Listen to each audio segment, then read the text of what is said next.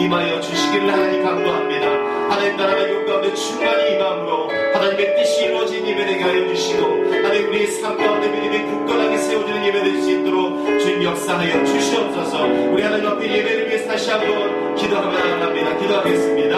하나님 감사합니다. 주님 하나님 우리 가운데 하나님 인도하시는 하나님 감사드리며 나아갑니다. 하나님 이곳 가운데 하나님 임하여 주시옵소서. 하나님 2000년 전 예루살렘 성에 입성하신 그 주님 주의 승리를 위하여서 우리의 죄를 위하여 하나님이 입성하신 그 예수님 이곳 가운데를 인지하여 주셔서 하나님 우리 가운데 하나님 예배를 위하여 승리가 있게 하여 주시고 예배를 위하여 하나님의 은혜를 충만하게 누리며 나아가는 귀한 시간 될 수 있도록 인도하여 주시옵소서. 하나님의 놀라운 사랑을 그 능력을 경험하는 시간 되길 원합니다. 주님 우리를 긍휼하게 해주셔서 하나님 이곳 가운데 성령의 충만함으로 하나님의 능력이 나타나게 하여 주시고 하나님 만나며 깊이 나아갈 수 있고 우리 가운데 하나님 믿음의 반석같이 세워질 수 있는 귀한 시간 될 수 있도록 주님 인도하시고 주님 역사하여 주시옵소서. 하나님 은혜를 베풀어 주시기를 다시 한번 간절히 원합니다. 우리 마음이 하나님 앞에 간절히 사랑해 하여 주시고 하나님 앞에 중심을 드리며 하나님의 은혜를 하나님 누리며 나아갈 수 있는 귀한 시간 될 수 있도록 주님 인도하여 주시옵소서. 아버지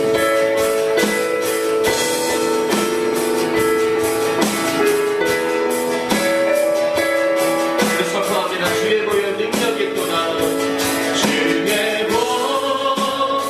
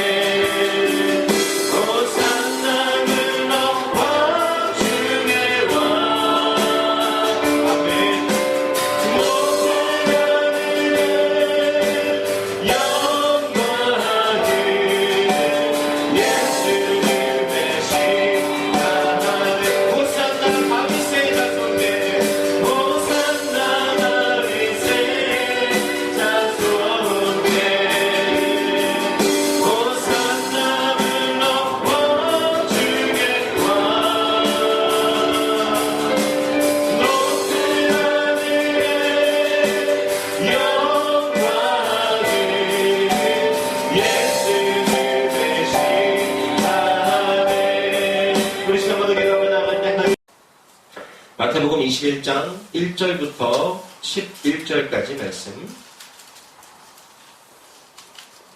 찾으셨으면 아멘.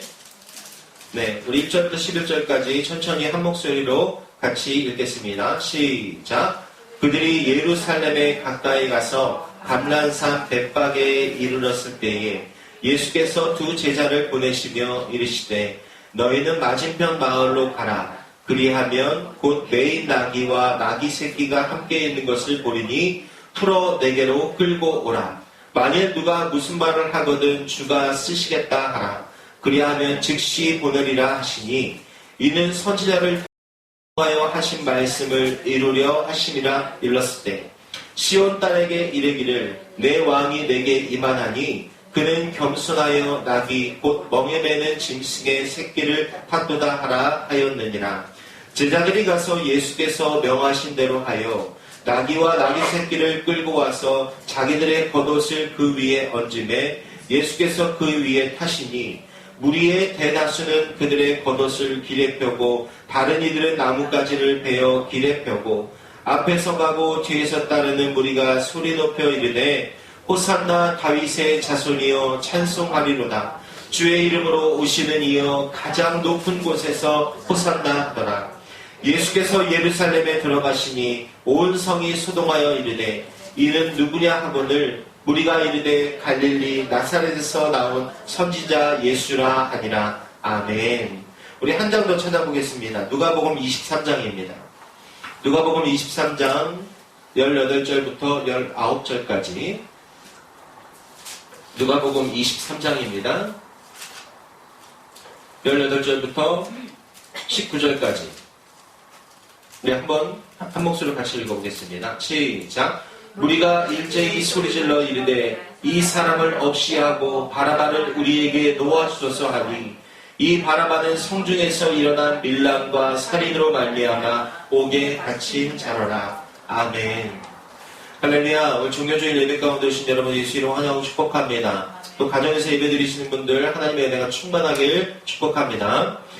오늘 종료주일이죠. 종료주일 무슨 주일입니까? 예수님께서 십자가에 달리시는 그 사역을 본격적으로 시작하시기 위해서 예루살렘 성에 입성하신 날입니다.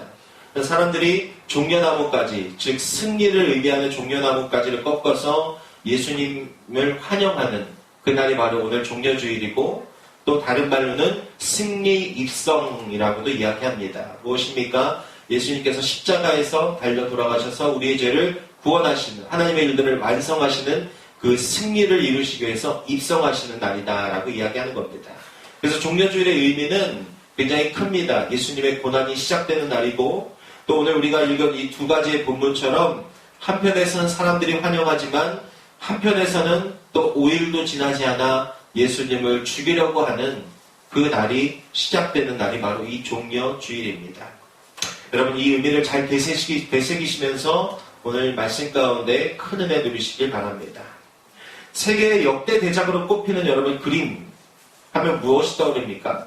많은 사람들이 각자의 머릿속에 한 역대 그 대작의 그림이 떠오를 거예요. 그러나 그 중에 하나로서 레오나르도 다빈치가 그린 이 최후의 만찬을 꼽는 데 있어서 이의를 제기하는 사람은 아마 없을 것입니다. 이 다빈치는요, 이 최후의 만찬을 그리면서 아주 굉장한 이 고난을 겪었습니다. 나름대로. 무엇이냐면 11명의 제자들을 먼저 완성을 했다고 해요. 11명의 제자들을 먼저 완성을 그렸는데 문제가 무엇이냐? 인자한 모습의 예수님과 그리고 그 정반대로 예수님을 팔은 이 가룟 유다를 그려넣지 못하고 끙끙 앓고 있었다고 합니다. 그러다 어느 날 이 시골의 한 성당 예배에 참석한 다빈치가요, 무릎을 탁 치는 일이 일어났대요. 예배 가운데 성가대가 찬양을 하는데 그 성가대에 한 소년이 눈에 들어왔대요. 근데 그 소년의 모습이 자기가 머릿속에 상상하고 있던 그 인자한 예수님의 모습, 너무나 하늘의 천사와 같은 그 아름다운 모습을 하면서 찬송을 부르고 있더래요. 그래서 그 소년을 예수님의 모델로 삼아야겠다라고 결정을 하고 그 소년에게 양해를 구하고 그 소년을 예수님의 모습으로 그렸다고 합니다. 여러분, 그가 바로 누구냐 하면 최후의 만찬에서 예수님의 역할로 그려진 피에트로 반디넬리라는 사람입니다. 이제 예수님의 완성이 됐어요. 근데 누가 남았습니까? 가룟 유다가 남았습니다. 다빈치가 예수님을 그린 후에 여러분 이 가룟 유다의 모델을 찾아서 10년을 헤맸다고 합니다. 10년을. 대단하지 않습니까? 정말 대충 그려 넣어도 될 텐데 워낙 명작인데 가룟 유다의 그 모델을 찾으러 10년 동안 헤매고 다녔다고 그래요. 그러다 어느 날에 술에 찌들고 타락한 한 청년을요, 허름하고 그리고 불결한 구석진 거리에서 만났다고 그래요. 그 청년을 바라보는 순간 10년 전 성당에서 무릎을 탁 하고 쳤던 것처럼 다빈치가 또 무릎을 쳤다고 그래요. 저 사람이다. 저 사람의 모습이 어디를 보아도 사악해 보이고 욕심 많아 보이고 가룟 유다의 모습으로 딱이다라고 결정을 했대요.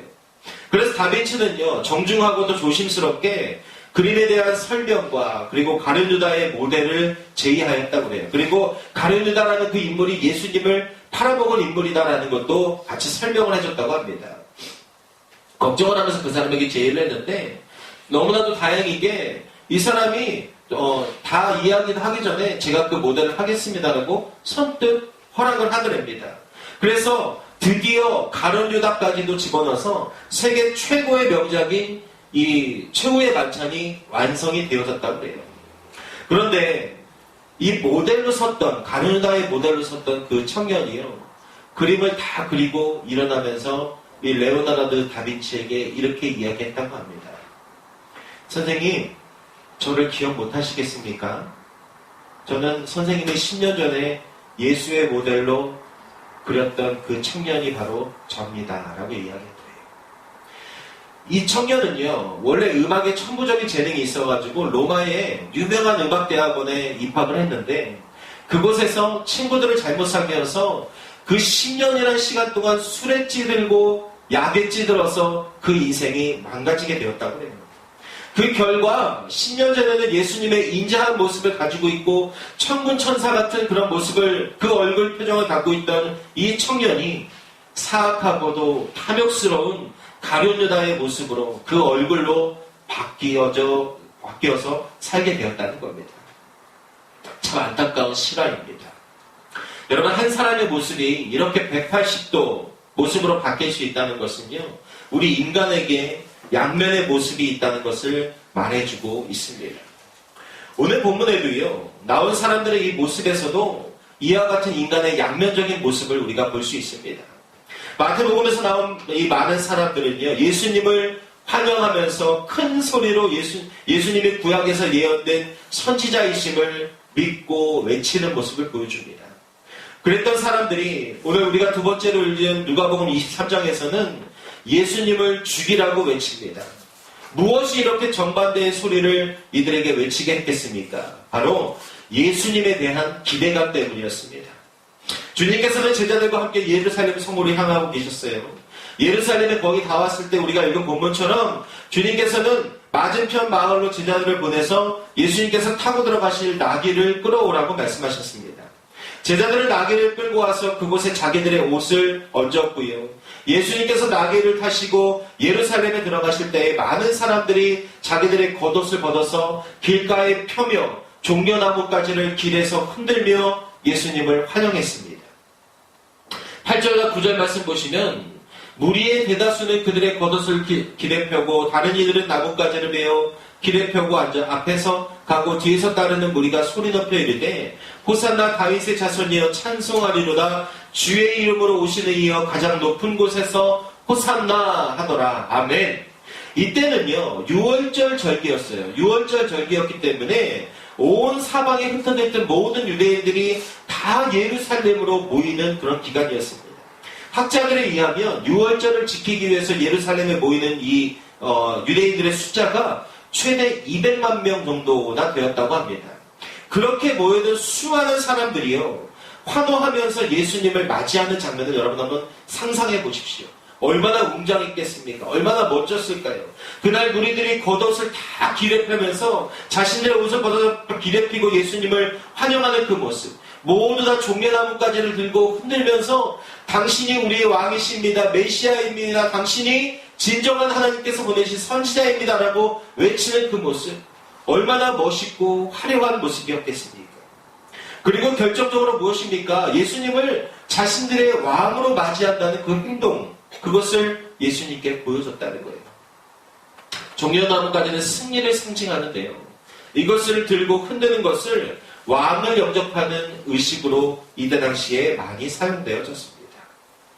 6월절에 예루살렘에 모인 이 수많은 사람들이 예수님을 왕으로 환영했던 거예요. 왕으로. 그러나 단순한 왕으로 환영한 것이 아니라 무엇입니까? 하나님의 메시아로 인정하고 환영했던 겁니다. 호산나 다윗의 자손이여 찬송하리로다 해서 호산나는 무슨 뜻을 가지고 있나? 우리를 구원하소서라는 의미를 가지고 있습니다. 그리고 다윗의 자손은 유대인이라면 모두가 알고 있는 메시아, 오실 메시아에 대한 별명이 바로 다윗의 자손이었습니다. 그들은 예수님을 왕으로 환영했을 뿐만 아니라 자신들의 입술로 이스라엘을 구원할 그렇게 기다렸던 메시아로 인정하고 환영을 했던 거예요. 오랫동안 많은 핍박과 서름을 당해왔습니다. 그리고 이 유대인들은요, 하나님께서 약속하신 메시아가 오셔서 오랫동안 억압받고 핍박받은 우리의 인생을 구원해 주실 것을 기다리고 고대해왔어요. 그들은 모두 예수님에 대한 기대가 굉장히 컸습니다. 예수님께서 메시아임을 알았기 때문에, 믿었기 때문에 이제 곧 자신들을 정복하고 괴롭히고 핍박했던 로마 군인들을, 로마 백성들을 이 땅 가운데서 몰아내고 그동안 억압 속에서 살았던 이스라엘을 구원해내고 자유를 주실 것이다 라고 굳게 믿고 있었어요. 그토록 오랫동안 기다렸던 다윗의 나라, 자신들이 성경 속으로만 겪었고 조상들을 통해서만 들었던 이 시대 최고의 나라, 가장 강대국이었던 다윗의 나라가 다시 이스라엘 가운데 회복될 것이라고 믿고 있었습니다. 주변 나라들을 다 정복하고요, 다시 넓은 영토를 확보하는 사방을 호령하는 그 강대국이 곧 예수님이 이 땅에 오셨기 때문에, 메시아가 왔기 때문에 우리에게 그 땅을 선물해 주실 것이다 라고 믿고 있었습니다. 즉 그래서 목이 터져라 외쳤던 겁니다. 호산나 다윗의 자손이여 찬송하리로다. 주의 이름으로 오시는 이여 가장 높은 곳에서 호산나 라고 외쳤던 거예요. 그랬던 그들이요, 채 5일이 지나지 않았어요. 5일도 지나지 않아서 전혀 다른 소리를 외치게 됩니다. 이 사람을 없이하고 바라바를 놓아주소서, 십자가에 못 박게 하소서라고 외친다는 거예요. 이렇게 사람들의 외침이 달라진 것은요, 그들이 걸었던 예수님의 기대가 산산이 부서졌기 때문에 그렇습니다. 예수님은 그들이 기대했던 정치적인 메시아가 아니라는 것을 그들이 깨닫게 되었다는 거예요. 군사적 영웅도 아니었고요. 잘 생각해보니까 예수님께서 나귀를 타고 들어오신 것도 좀 이상했습니다. 물론 스가랴 선지자가 오실 왕은 겸손하여서 나귀 새끼를 타고 올 것이다 라고 구약성경에 예언하였지만, 그들이 생각할 때 나귀는요, 자신들이 원하는, 자신들이 그리고 있는 그 영웅에 어울리지 않는 것이 바로 이 나귀의 모습이었어요. 군사적 영웅으로서, 정치적 영웅으로서 오히려 나귀가 아니라 군마를 타고 들어왔어야 되는데 이상하다는 생각을 했습니다. 또한 예수님께서 예루살렘의 성전에 들어가셔서 동전 바꾸는 자들과 양과 염소를 파는 자들의 상을 뒤엎으시고 내쫓으셨던 성전 청결 사건, 당시 종교지도자들과 심한 마찰을 일으키셨던 이 사건도 굉장히 이상하게 여겨졌어요. 예수님께서도 말했지요. 한 나라가 서기 위해서는 서로 싸워서는 안 된다라고 얘기했는데, 한 사람이라도 더 힘을 모아야 이 정치적으로 강해져서 로마를 다 우리가 내쫓을 수 있는데, 왜 이 시점에 스스로 내부에 적을 만들었을까? 사람들은 예수님에 대해서 의심하기 시작하니까 자신들이 생각하던 정치적인 메시아, 자신들을 구원해낼 수 있는 예수와는 많이 거리가 멀었구나라는 생각을 하게 되었다는 겁니다. 무엇보다도 백성들의 기대감을 무너뜨린 것은 무엇이냐? 결정적으로 아무런 저항도 하지 않으시고 비참하게 이리저리 끌려다니는 연약한 예수님의 모습이었습니다. 대제 사람들과 서기관들이요, 예수님을 잡아서 총독 빌라도에게 끌고 가서 넘길 때까지만 해도 사람들을 기대하고 있었어요. 너 이제 총독 빌라도 너 이제 죽었다. 너 이제 예수님의 손에 너 이제 살아남지 못할 거다. 예수님께서 저 총독 빌라도를 우리 눈앞에서 아주 통쾌하게 해치울 것이다. 예수님의 그 능력으로 천군 천사를 불러서 이 로마인들을 우리 눈앞에서 무찌를 것이다 라고 생각을 했어요. 그런데 어찌된 일이지 예수님은요, 빌라도에게 넘겨졌음에도 신문 받으면서도 별 말씀도 하지 않으시고 아주 순한 양처럼 그 앞에 서 계셨습니다. 빌라도가 예수님을 어떻게 했습니까? 자신은 죄를 발견할 수 없다 해서 다른 사람에게 떠넘겼죠. 바로 갈릴리 지방을 다스리는 총독 헤롯에게 보냈습니다. 이 총독 헤롯에게 끌려갔을 때도 예수님은요, 사람들은요, 예수님이 뭔가 놀라운 일을 일으킬 것이다라고 기대를 하고 있었습니다. 그런데 헤롯이 병사들과 함께 예수님을 때리고요, 예수님께 왕이 입는 왕포를 입히고 내가 유대인의 왕이다, 내가 진정 유대인의 왕이다 라고 놀리고 있을 때에도, 핍박할 때도, 조롱함에도 아무런 대응도 하지 않으시자 사람들은 예수님에 대해서 완전하게 실망하게 되었다는 겁니다. 여러분, 기대가 크면 실망도 큰 법입니다. 예수님께서 로마를 정복하여서 다윗의 나라를 세울 것이라 믿었던 이 백성들의 기대는요, 이제는 다 무너지고 그 기대가 무엇으로 바뀌었습니까?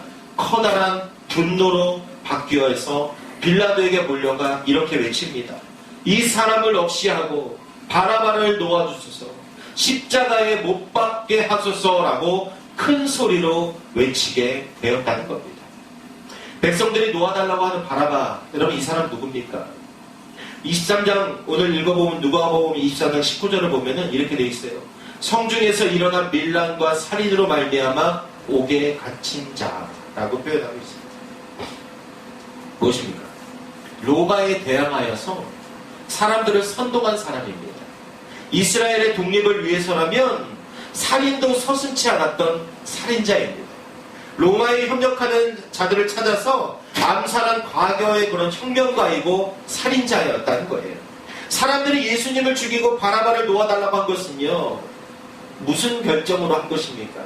그들의 생각 가운데 예수님보다 바라바가 살인자이고 혁명가이고 자기가 원하는 것을 얻기 위해서는 물불 가리지 않는 이 바라바가 차라리 자신들이 생각하는 메시아에 더 어울렸다라고 결정하는 겁니다.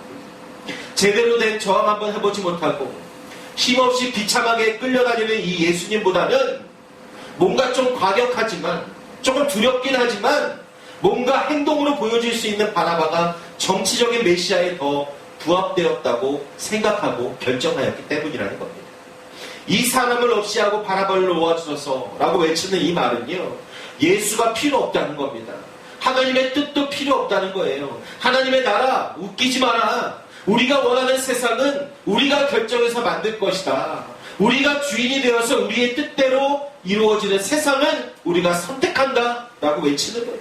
그것을 이룰 존재라면, 내 뜻을 이루어지고 내가 원하는 세상을 이 땅 가운데 임하게 해줄 자라면 예수가 아니어도 좋다는 거예요. 살인자라도 좋다는 겁니다. 그 누구든지 이루어주기만 하면 우리는 그 사람을 지지할 것이다 라고 이스라엘 백성들은 결정한 사건이라는 거예요. 오늘날에 여러분, 많은 사람들이 점집을 찾아갑니다. 이렇게 경제가 어렵고 세상이 뒤죽박죽이고 환란 가운데 있을 때 더 점집은 성황을 이룬다고 합니다. 부끄럽지만 점집을 드나드는 많은 고객들 중에 상당수가 예수를 믿는 그리스도인들입니다. 손금을 보고요, 사주팔자를 보는 것을 그냥 재미로 본다고 이야기합니다. 자녀들을 결혼시키는데 사주팔자를 따져서 궁합을 맞춰봅니다. 여러분, 농담이 아닙니다. 실제로 교회 다니는 사람들의 안에서 일어나는 일이고 실제로 점치는 집안에서 일어나는 일들입니다. 예수를 믿는다고 하면서 여러분 부적을 쓰거나 그리고 그 부적을 가지고 다니기도 합니다.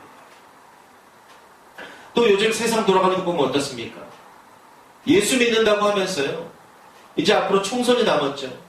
예수 믿는다고 하면서 마치 이 시대에 예수님을 팔아넘긴 이스라엘 백성들처럼 하나님과는 관계없는, 하나님의 말씀을 대적하는, 동성애를 옹호하고 하나님의 말씀을 대적하는 법들을 통과시키는 정치인들을 편을 듭니다. 왜요? 내 마음에 합한 자기, 내가 보기에 좋은 겁니다. 내가 보기에 혁명가인 것 같고 우리에게 돈도 주는 것 같고 일자리도 주는 것 같고 먹고 살 길을 열어주는 것 같으니까 하나님의 말씀을 대적해도 동성애를 옹호하고 주장하는 정치인이라도 여러분 상관없다는 거예요. 여러분, 다가오는 총선 가운데 기도하시면서 그들이 내세운 공약들을 하나하나 잘 살펴보시면서 사람 잘 뽑으시기 바랍니다.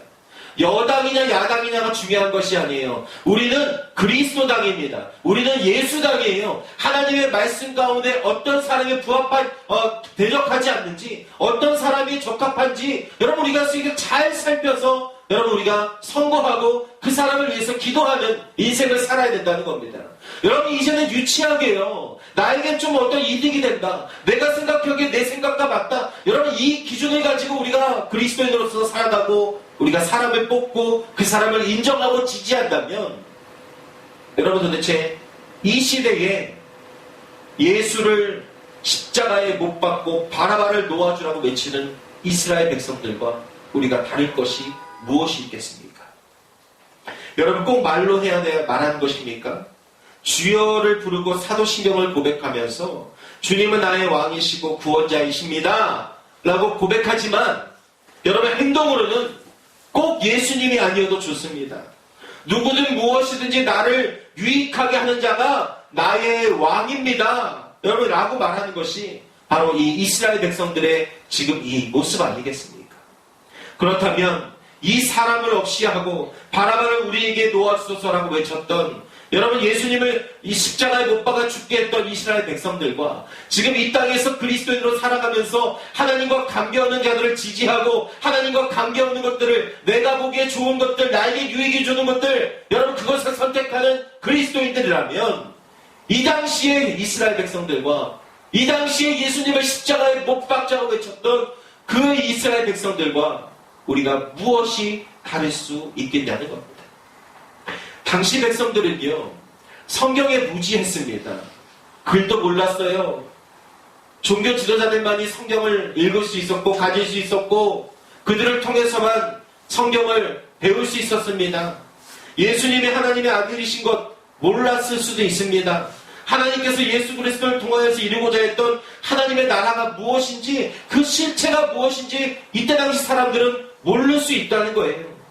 예수님께서 3년 동안 제자들에게 그렇게 가르쳐 주셨음에도 제자들도 정신 못 차리고 끝까지 예수님 배신하고 팔아먹고 이런 상황인데, 일반 성도들이 여러분 몰랐다는 것, 실수하는 것 당연히 있을 수 있는 일입니다. 그렇기 때문에 그들이 예수님을 십자가에 못 박으라고 외쳤다는 것은 그랬을 수도 있겠다라고 우리가 이해라도 할 수 있습니다. 여러분, 하지만 우리는 다릅니다. 우리는요, 예수님이 하나님의 독생자이시고 죄인을 구원하시기 위해서 하늘의 영광과 보좌를 버리시고 이 땅에 오신 참 메시아임을 잘 알고 있는 사람들입니다. 하나님은요, 이 시대에 우리에게 복을 주셔서 온전한 성경을 우리에게 주셨고요, 또 우리 말로 우리가 읽을 수 있는 성경을 우리에게 공급해 주셨기 때문에 그 하나님의 말씀 66권을 통하여서 예수님이 누구시고 하나님이 어떤 뜻을 가지고 계시며 우리에게 무엇을 원하시는지를 우리는 알고 있는 존재라는 거예요. 예수님께서 무기력하게 십자가에 달리신 그 이유가 죄와 사망의 저주를 끊고 영생을 누리는 영원한 하나님 나라를 세우시고 우리에게 주시기 위함이라는 것도 우리는 알고 있다는 겁니다. 따라서 우리가 이 사람을 없이 하고 바라바를 우리에게 놓아주셔서 따위의 말을 한다면, 그런 행동을 한다면 그것은 여러분 절대로 이해될 수도 없고 용납될 수도 없는 것이라는 겁니다. 여러분, 오늘은 종려주일입니다. 예수님께서 나귀를 타고 예루살렘에 입성하실 때에 사람들이 종려나무 가지를 꺾고 흔들며 환영한 것을 기념하여서 종려주일로 우리가 섬깁니다. 종려주일에 사람들이 큰 소리로 외쳤습니다. 호산나 다윗의 자손이여 찬송하리로다. 우리도 여러분 이렇게 예수님을 외치며 환영하며 살아가야 될 줄 믿습니다. 예수님을 구원자로 인정하며 호산나 우리를 구원하소서라고 외쳐야 되지만, 이스라엘 사람들처럼 우리의 소원 성취를 위하여, 내 만족을 위하여 우리를 구원하소서라고 외쳐서는 안 됩니다. 개인적인 욕망과 그리고 이익과 만족을 추구하면서 예수님 우리를 구원하소서라고 외쳐서는 안 된다는 겁니다. 자기중심적인 삶을 고집하면서 예수님을 부른다면 이는 언제든지 예수님이 우리의 기대와 다를 때에 언제든지 십자가에 못 박게 하소서라고 외치게 될 것이 뻔하기 때문에 그렇습니다. 우리는요, 이제 바르게 외칠 수 있어야 됩니다. 다윗의 자손 예수여 우리를 죄에서 구원하소서. 이기적인 마음에서 구원하여 주옵소서. 더러운 욕망에서 구원하여 주옵소서. 끝없는 욕심과 두터운 고집에서 주님 우리를 구원하여 주옵소서. 다윗의 자손 예수 그리스도시여 반복되는 우리의 죄악 가운데서, 우리의 죄 중독에서 우리를 구속하고 있는 악한 세력으로부터 나를 구원하여 주옵소서라고 외칠 수 있어야 된다는 겁니다. 그래서 나도 주님처럼 십자가를 지고 주님의 뒤를 따르는 인생 되게 하옵소서라고 기도하는 삶이 되어야 됩니다. 우리는 이제 고난주간을 맞이하게 되었습니다. 여러분, 이 한 주는요, 예수님께서 나귀를 타고 예루살렘에 입성한 것으로 시작해서 금요일에 십자가에 못 박혀 돌아가시고 토요일 무덤에 계셨던 그 기간을 기념하며 보내는 기간이 바로 고난주간입니다. 여러분, 이 한 주간 우리가 어떻게 보내야 되겠습니까? 기도하며 보내야 됩니다. 호산나 나를 구원하소서 라고 크게 외치며 간절히 기도하며 보내시기 바랍니다. 예수님의 고난이 나의 죄 때문이었음을 기억하면서 여러분 죄를 멀리하게 해달라고 기도하며 보내시기 바랍니다. 술을 드시는 분들은 이번 주만이라도 술을 끊고 주님의 고난에 동참하시기를 권면드립니다. 텔레비전에 빠져있는 분들은요, 이번 주만이라도 텔레비전을 끊고 기도하며 보내시기를 권면해드립니다. 믿음 지키는 데 있어서 방해가 되는 것들을 이번 주만이라도 여러분 내려놓으시기 바랍니다. 그 인내와 내려놓음이 우리의 신앙을 성장시키고 진리 가운데 인도하실 줄 믿습니다. 둘째, 예수님께서는요, 왕이심을 외치면서 인정하며 보내시길 바랍니다. 내 고집과 내 방식, 내 생각 다 내려놓고 주님이 내 삶에 원하시는 것이 무엇인지 생각하며 발견하고 그대로 순종하시길 바랍니다. 그동안 가슴에 쌓아두었던 원망과 마음도 다 내려놓고 용서하고 화해할 수 있기를 여러분 기도하시기 바랍니다. 사랑과 돌봄이 필요한 사람이 생각나면 여러분 주저하지 말고 찾아가서 그 사람을 섬겨주시기를 바랍니다. 여러분 이번 한 주간 예루살렘 성에 입성했던 사람들이 그렇게 종려나무를 흔들며 반겼지만 5일 만에 못 박으소서, 저 사람을 바라바와 바꾸소서라고 외쳤던 여러분 그 삶의 주인공들이 되지 않기를 바랍니다. 우리의 삶을 통해서 예수님을 다시 한번 십자가에 못 박는 여러분 그 인생 되지 않기를 바랍니다. 여러분 예수님의 심정을 한번 우리가 헤아려 보길 원해요. 구원자라고 외쳤지만 5일 만에 자신들의 생각과 맞지 않는다고, 자신들의 뜻과 맞지 않는다고 십자가에 못 박으라고 외쳤던 그 사람들을 바라보며 우리 하나님의 마음이 어떻겠습니까? 그런데 여러분 잘 살펴보면 저를 포함해서 모든 그리스도인들이 지금 이 이스라엘 사람들의 삶을 반복하며 살아가고 있습니다. 내가 원할 때, 내가 좋을 때, 내가 필요할 때는 호산나 다윗의 자손이라고 외치고, 내가 힘들고 나를 귀찮게 하고 내가 감당하기 어려울 때는 십자가에 못 박으소서라고 외치는 우리의 모습. 여러분 이 고난주간 기간 동안에 정말 우리의 이 신앙의 이중적인 모습들이 성령의 불로 태워지기를 바랍니다. 이제는 정말 한번 내가 외쳤던 주님 나를 죄 가운데서 구원하소서, 주님이 나의 왕이시고 나의 메시아입니다라고 한번 외쳤던 여러분 그 외침이 주님 앞에 가는 그날까지 굳건하게 세워지시길 예수 이름으로 간절히 축복합니다. 아멘. 여러분 우리가 이렇게 살아갈 때에 우리의 기도가 진정 하나님이 기뻐하시는 기도가 될 것이고, 또 우리의 외침이 세상 가운데 예수님의 십자가를 알릴 수 있는 거룩한 소리로 변하게 될 줄 믿습니다. 여러분 이 땅 가운데 구석구석에 모든 사람이 다 복음을 들었을 때에 그때의 마지막 때가 온다라고 말씀하셨습니다. 여러분 그때는 아직도 모릅니다. 하나님만이 아십니다. 그러나 우리가 정말 십자가 앞에서 마음을 지키고 정말 바른 신앙으로 살아갈 때에 주님 오심을 앞당길 수 있고 준비할 수 있는 주인공들 될 줄 믿습니다. 여러분 어차피 예수 믿고 구원받은 인생, 하늘에서 큰 상급을 누릴 수 있는 그 복된 인생들 되시길 바랍니다. 어차피 예수 믿고 구원받기로 된 인생, 여러분 이 땅에서 제대로 예수 믿으시고 정말 구원의 확신을 가지고 흔들리지 않는 불안한 마음 떨쳐버리고 여러분 살아가시는 복된 인생들 되시길 간절히 축복합니다. 레오나르도 다빈치의 그림에 등장했던 예수의 모습에서 유다의 모습으로 변하는 여러분 그 인생 되지 마시고 언제나 주님 앞에 가는 그날까지 예수 그리스도의 성품과 그 온화한 모습을 지니고 살아가는 저와 여러분이 되시길 간절히 축복합니다. 아멘. 우리 시간 같이 찬양하며 기도하길 원합니다. 아멘.